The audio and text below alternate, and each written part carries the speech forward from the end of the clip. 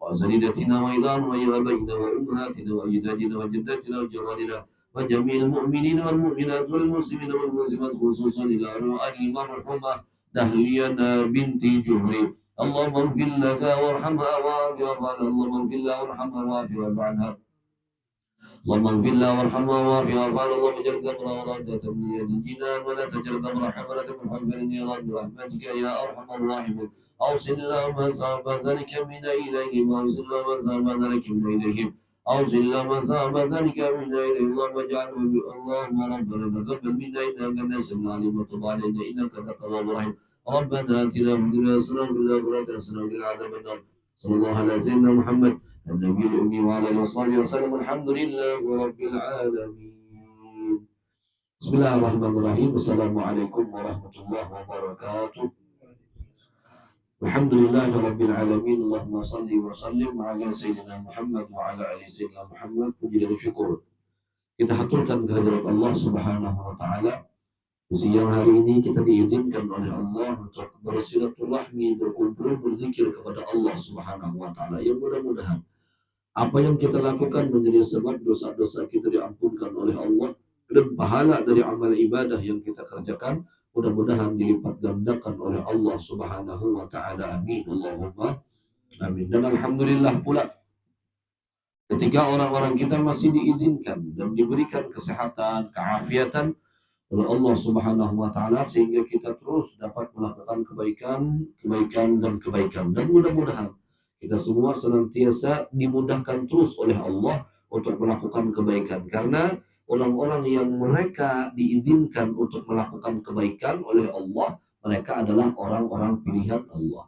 Ujar disebutkan dalam riwayat idza aradallahu bi'abdin khaira hayya lahu asbabah.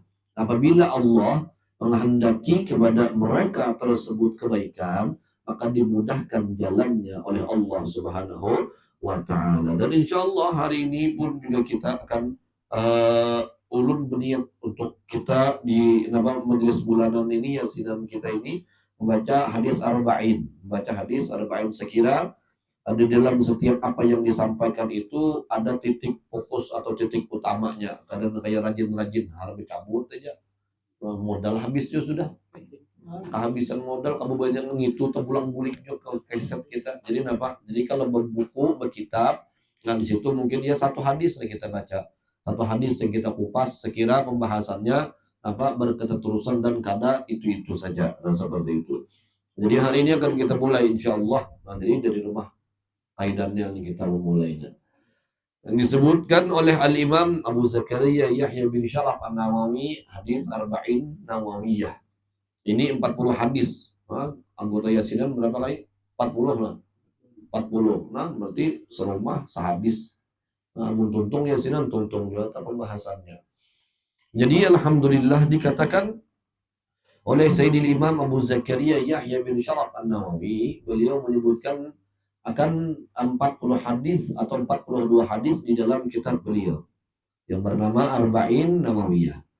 Jadi hadis-hadis tersebut merupakan hadis-hadis yang beliau simpulkan.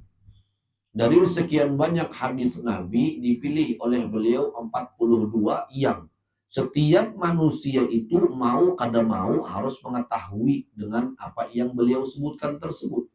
Karena yang namanya Islam ini bukan hanya Islam seperti yang kita bayang-bayang kadang awal. Karena yang namanya Islam ini adalah sesuatu yang sudah digambar oleh Nabi Sallallahu Alaihi Wasallam kepada kita dengan gambaran yang begitu sempurna. Jadi tinggal kita yang meniti jalannya, yang menjalani jalannya seperti apa. Hadis pertama adalah hadis yang diriwayatkan an Amiril Mukminin Abi Hafs Umar bin Al-Khattab radhiyallahu taala anhu. Qala sami'tu Rasulullah sallallahu alaihi wasallam yaqul innamal a'malu binniyat wa innamal likulli imri'in ma nawa wa man kanat hijratuhu ila Allah wa rasulih fa hijratuhu ila Allah wa rasulih wa man kanat hijratuhu lidunya yusibuha aw imratin yankihuha fa hijratuhu ila ma hajara ilaih.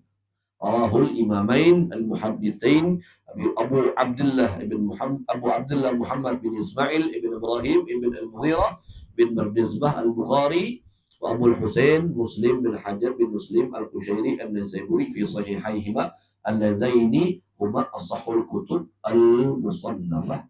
Ini hadis mengenai tentang niat. Hadis tentang niat.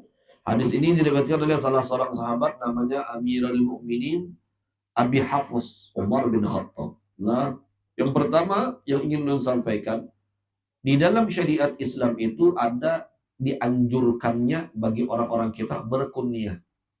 Berkunyah, kunyah itu apa? Nama panggilan yang dinisbatkan kepada nama anak atau nama seseorang. Seperti itu. Karena Nabi Muhammad contoh beliau berkunyah kunyah beliau Abul Qasim. Ini bukan gelar. Kalau gelar itu lain lagi. Nah, jadi Nabi Muhammad berkunyah Abul Qasim. Abu itu kan abah. Al-Qasim itu anak beliau, Al-Qasim. Nah, jadi Nabi Muhammad seperti itu. Dan kesunahan seperti itu terus berjalan sampai hari ini. Makanya para ulama-ulama kita pun mereka itu adalah orang-orang yang berkunyah.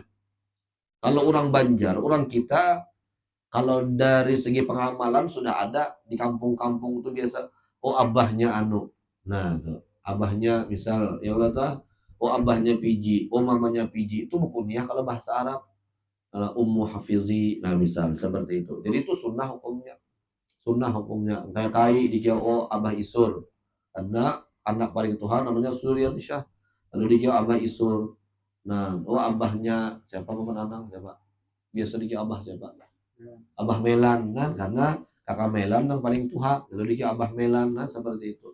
Nah, itu sunnah itu dalam bahasa dalam apa? Dalam syariat Islam. Nah, para ulama-ulama kita pun sampai hari ini mensunahkan hal yang demikian itu. Makanya kekanakan pun ulun suruh. Karena itu sunnah. Ketika datang semalam guru kita, Syekh Muhammad Hasan Al-Aulaqi, Mudarrisidin, kalau kawa setiap kita ini memiliki kunyah. Memiliki kunyah. Jadi kekanakannya masing-masing mesti kunyah. Kunyah itu bisa jadi cita dan harapan kita kalau kita bisa anak. Kita ngarani dengan ngaran tersebut. Nah, seperti itu. Kayak Isan kunyah juga. Siapa sama ngaran? Kunyah Isan. Abul Faruq. Nah, karena Abah Isan naik, amun Isan kawin, bisa anak ngarannya kan Al Faruq kira-kira. Tapi lawas lagi, lawas. Abah mendengar jakarta, lawas lagi, menuntut dulu. Nah, jadi seperti itu tuh sunnah. Lah, sunnah. Jadi kayak ulun ketika di Hadramaut, itu hari itu juga. Nah, ujar guru kita disunnahkan oleh Nabi, makanya kalau ulun dari Yaman tuh sudah disebut dengan Abu Jarir. Karena ulun berdoa dan berharap kalau diberikan anak laki-laki ulun beri nama Jarir. Kenapa? Itu ada alasannya. Kenapa Isan tadi itu kunyahnya Al Faruq ada tak? Kenapa jadi dipilih Al Faruq? Ada Al Baqir, ada Abul Husain dan lain-lainnya. Kenapa jadi nama itu yang dipilih? Nah, mungkin nama orang-orang tersebut, nama sahabat Nabi kah, atau nama orang alim kah, atau nama yang kita ketujui, sehingga kita berikan nama kunyahnya tersebut kepada calon anak kalau kena diberikan anak oleh Allah Ta'ala. Kalau kada diberikan oleh Allah Ta'ala anak pun juga, maka tetap mendapatkan kesunahan. Karena malam tadi ulun membahas hadis juga. Hadis yang keempat yang diriwayatkan, hadis kelima kalau kada salah diriwayatkan oleh Aisyah. Aisyah pun suatu ketika meminta lawan Rasulullah, ya Rasulullah, ujar Aisyah, Abah Isan berarti tadi kada mendengar nih. Dia datang bawa aqua. Jadi Aisyah itu datang lawan Nabi, ya Rasulullah, ujar Aisyah, berikan kunyah kepada ulun. Diberi Nabi. Aisyah kan bini Nabi yang ada bisi anak. Karena bini Nabi yang bisi anak tuh satu saja, namanya Khadijatul Kubra. Nah, ada satu dari budak. Nah, kemudian dijadikan bini juga oleh Nabi, namanya Mariatul Qibtiyah. Dari semua istri Nabi hanya Khadijah. Aisyah karena bisi anak, lalu hendak berkunyah juga. Ujar Nabi Muhammad, anti Ummu Abdillah. Ummu Abdillah. Abdullah itu nama anak daripada dangsanaknya Aisyah. Aisyah bisi dangsanak namanya Asma binti Abu Bakar. Aisyah binti Abu Bakar. Jadi napa Aisyah bisi dangsanak, ngaran anak dangsanak itu diberikan oleh Nabi kepada Aisyah, Ummu Abdillah. Nah, itu tuh kunyah namanya. Jadi hukumnya sunnah, bukunya seperti itu. Nah, jadi Umar bin Khattab Abu Hafsin. Hafs itu salah satu dari nama singa. Karena Umar bin Khattab tuh jakau kita, tacut, harap mana sih. Jangankan apa manusia, bangsa jin aja bila lewat atau melihat bayangan sidin, muka siapa nang madahi Nabi. Ujar Nabi Muhammad, masalaka fajjan gat, tidaklah Umar bin Khattab berjalan di satu jalan, setan melihat dari kejauhan, sudah berjauhan. Umar bin Khattab dia ada lewat di situ, la ilaha illallah. Ayo, kalau manusia, kalau bubuhan kita berjalan, berhurung, jin berhurung, setan berhurung, hantu berhurung lawan kita. Karena kita nampak ada bacaan, gak ada berzikir. Umar bin Khattab, masya Allah luar biasa.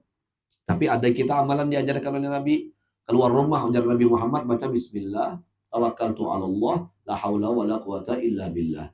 Di antara khususiatnya bila kita keluar rumah, tanaha anhu syaitan. Syaitan kada kawa bepanak lawan orang-orang kita ketika kita membaca zikir itu ketika kita keluar rumah. Nah seperti itu. Jadi apa ujar Umar bin Khattab? Ujar Umar bin Khattab, qala sami'tu Rasulullah. Aku mendengar Rasulullah sallallahu alaihi wasallam mengatakan, innamal a'malu binniyat. Kita ini akan mendapat ganjaran pahala dari sebab niat-niat yang kita tanamkan. Contoh kayak sholat kita, amun sholat kita kada berniat, kada sah sholatnya. Puasanya kita, amun kada berniat, kada sah puasanya kita. Kemudian apa lagi? Hajinya kita, umrohnya kita, berzakatnya kita, amun kada berniat, kada sah ibadahnya kita tersebut. Karena ibadah-ibadah itu diawali dengan niat. Tetapi ibadah-ibadah yang diwajibkan oleh Allah Subhanahu wa Ta'ala itu dituntut niat di dalamnya. Nah, jadi makin banyak niat yang kita tanamkan dalam hati kita, makin banyak pahalanya. Makanya suatu ketika pernah ada santri di Hadramaut itu pengajian mufti. Mufti itu orang alim besar. Mufti itu namanya yang biasa memberikan fatwa. Al Habib Ali Masyhur. Jadi beliau itu di majelis kada hadir salah satu murid beliau. Ditanya oleh beliau, "Aina fulan?" Mana si Anu? Ujar kekawanannya, "Murid sakit Habib." Kemudian ujar Habib suruh hadir niat mudahan Allah sembuhkan. Nah, seperti itu kan. Jadi bukan hanya menuntut ilmu, niatnya untuk memperbaiki ibadah, niatnya untuk memperbaiki dari sebab ilmu yang kita tuntut, kita kemudian mendapat ridho dari Allah dan lain-lain sebagainya. Jadi menjadi sini tambahin niatnya supaya disehatkan oleh Allah. Dan kayak itu juga kita hadir yasinan, hadir arisan keluarga, niatkan macam-macam. Niat silaturahmi, niat kebaikan apapun. Maka makin banyak niat yang kita tanamkan, makin banyak pahala yang kita dapatkan. Seperti itu tergantung lawan niat kita. Ibadah apapun tergantung lawan niat. Wa innamal likulli imri'in ma nawa. Seseorang itu akan mendapatkan pahala dari apa yang ia niatkan. Mendapat pahala dari apa yang ia niatkan. Faman kanat hijratu ila Allah wa rasulih, hijratu ila Allah wa rasulih. Karena kan di zaman Nabi ada sahabat-sahabat yang hijrah. Ada hijrahnya karena Allah dan Rasul, ada yang hijrahnya dasar karena takutan mati. Nah, takutan disakiti. Lalu ujar Nabi Muhammad, tergantung niat kalian. Kalau kalian niat hijrah karena Allah dan Rasulnya, maka kalian akan mendapatkan pahala dari Allah Subhanahu wa Ta'ala. Wa man kanat hijratu li dunya, adapun hijrahnya karena hanya sekedar mencari dunia saja, maka fa hijratuhu yusibuha, maka akan ia dapatkan. Awi muratin yang kihuha fa hijratu ila ma hajara ilaih. Atau dia berhijrah karena hendak kawinnya lawan orang-orang sana atau perempuan-perempuan sana, maka akan diberikan sesuai dengan apa yang dia niatkan. Makanya tanamkan niat-niat yang baik. Makin banyak niat baik kita, maka makin banyak pahala yang kita dapatkan. Dan orang-orang kita ini, bicara para ulama, kan yang gawian kita ini ada yang wajib, ada yang sunnah, ada yang mubah, ada yang haram, ada yang makruh. Itu gawian kita yang disebut dengan hukum syariat. 5 itu landasannya. Kalau yang wajib itu sudah kita ketahui, yang sunnah sudah banyak kita ketahui. Adapun yang mubah ini kan karena nilainya. Kita gawi kada apa-apa, kita tinggalkan pun juga kada apa-apa. Jadi ujar para ulama kita, bagaimana caranya supaya dari setiap hal yang kita kerjakan, yang kita gawi itu adalah perkara-perkara yang mubah tapi bernilai pahala. Contoh dari para ulama kita, kayak kita makan, kayak kita guring, kayak kita olahraga, itu merupakan hal-hal yang mubah. Tapi kalau kita niatkan niat-niat yang baik, maka kita akan mendapatkan pahala-pahala yang besar dari Allah Subhanahu wa ta'ala. Tergantung niat kita. Niat mandi untuk menjaga kesehatan, niat mandi supaya sigar awak nyaman beribadah, makan niat supaya kuat beribadah kepada Allah Subhanahu wa taala. Tapi kamu kebanyakan makan pijai, koler juga sembahyang, koler juga ibadahnya kekanyangan. Kekanyangan tuh guring juga jadinya. Jadi kita bisa menanamkan niat. Yang namanya niat itu dalam hati kita. Nah, itu niat dalam hati. Yang kita ucapkan itu namanya lafaz niat. Jadi, nah itu yang diajarkan oleh Nabi Shallallahu Alaihi Wasallam. Ini hadis diriwayatkan oleh Imam Bukhari dan Muslim. Ini kitab yang disusun oleh Imam Bukhari dan Muslim adalah kitab yang paling sahih. Bahkan dikatakan as-sahihul kutub ba'dal Quran. Kitab yang paling sahih setelah Al-Quran adalah Bukhari dan Muslim. Makanya para ulama-ulama kita tuh ada lepas dari Bukhari, Muslim, Bukhari, Muslim, Bukhari, Muslim itu. Masya Allah. Padahal banyak juga hadis-hadis atau riwayat-riwayat yang lain. Nah, jadi insya Allah di setiap bulan kita akan membahas satu hadis Nabi Sallallahu Alaihi Wasallam. Mudah-mudahan kita panjang umur, sehat walafiat, diberikan oleh Allah Subhanahu Wa Taala keberkahan dalam menjalani kehidupan kita. Amin. Allahumma amin. Ala hadhihi al-Fatihah. Bismillahirrahmanirrahim. Shiratal ladzina an'amta 'alaihim ghairil maghdubi 'alaihim. Hai. Amin ya Allah. Alhamdulillah. Bismillahirrahmanirrahim. Alhamdulillah rabbil alamin. Assalatu wassalamu ala asrofil anbiya wal mursalin. Sayyidina wa maulana Muhammadin wa ala alihi wa ashabihi ajma'in. Allahumma inna nas'aluka salamatan fi dinina wa afiyatan fil jasadina wa ziyadatan fil ilmina wa barakatan fi rizqina wa tawbatan qabla al-maut wa rahmatan indal maut wa maghfiratan ba'da al-maut. Allahumma ahwin alaina fi syakaratil maut wa najata minan nar wal 'afwa inda hisab. Rabbana la tuzigh qulubana ba'da idh hadaytana wa hab lana min ladunka rahmatan innaka antal wahhab. Rabbana ighfir lana wa lana sabaquna bil iman wa la taj'al fi qulubina ghillan lil ladzina amanu rabbana innaka ra'ufur rahim. Rabbana atina fid dunya hasanah wa fil akhirati hasanatan wa qina adzabannar wa adkhilna jannata ma'al abrar ya aziz wa ya rabbal alamin. Wa sallallahu alaihi Muhammadin wa ala alihi wa ashabihi ajma'in. Bi subhana rabbika rabbil izzati amma yasifun wa salamun alal mursalin walhamdulillahi rabbil alamin. Taqabbalallahu minkum minna wa minkum taqabbalan ya karim.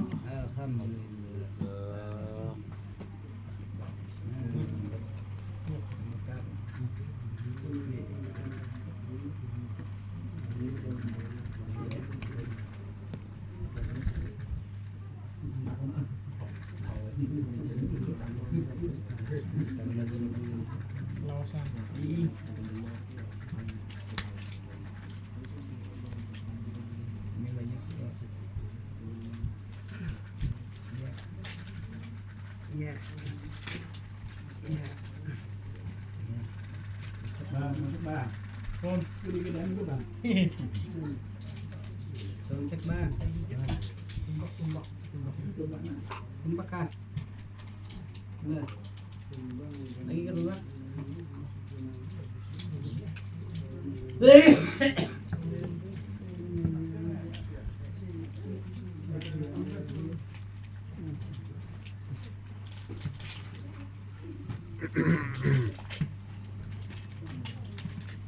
Tumbak.